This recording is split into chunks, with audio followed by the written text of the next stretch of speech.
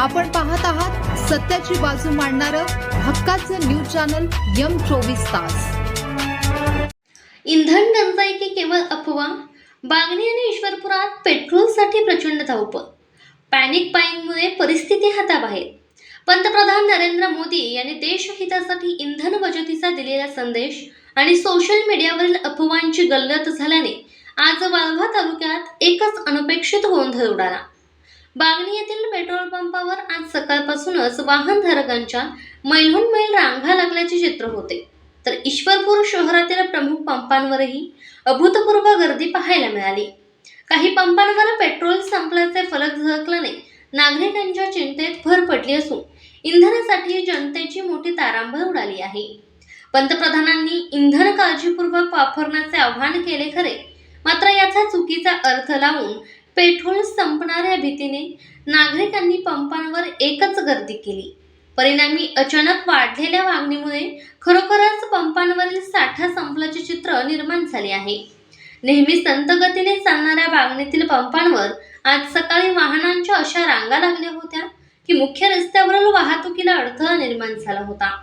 ईश्वरपूरमधील काही पंपांवर इंधन संपल्याचे बोर्ड लागल्याने नागरिकांमध्ये उद्या पेट्रोल मिळणारच नाही अशी खोटी भीती पसरली। यामुळे अनेक नागरिक गाड्यांशिवाय प्लास्टिकचे कॅन आणि बाटल्या घेऊन पेट्रोलचा साठा करण्यासाठी रांगेत उभे असल्याचे धक्कादायक चित्र पाहायला मिळाले।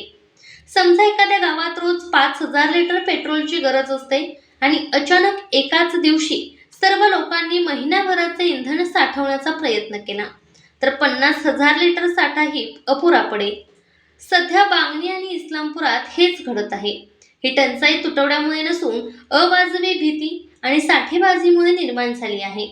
एकंदरीतच पाहता पंतप्रधानांनी इंधन बचतीचा सल्ला आर्थिक शिस्त आणि पर्यावरण रक्षणासाठी दिला होता। देश लॉकडाऊन होणार म्हणून नाही। प्लास्टिकच्या कॅन किंवा बॉटलांमध्ये पेट्रोल साठवणे अत्यंत धोकादायक आणि बेकायदेशीर आहे। यामुळे मोठ्या अपघाताला निमंत्रण मिळू शकते। पेट्रोल पंप बंद होणार आहेत अशा आशयाचे कोणतेही मेसेज व्हॉट्सअपद्वारे फॉरवर्ड करून समाजात भीती पसरवू नका।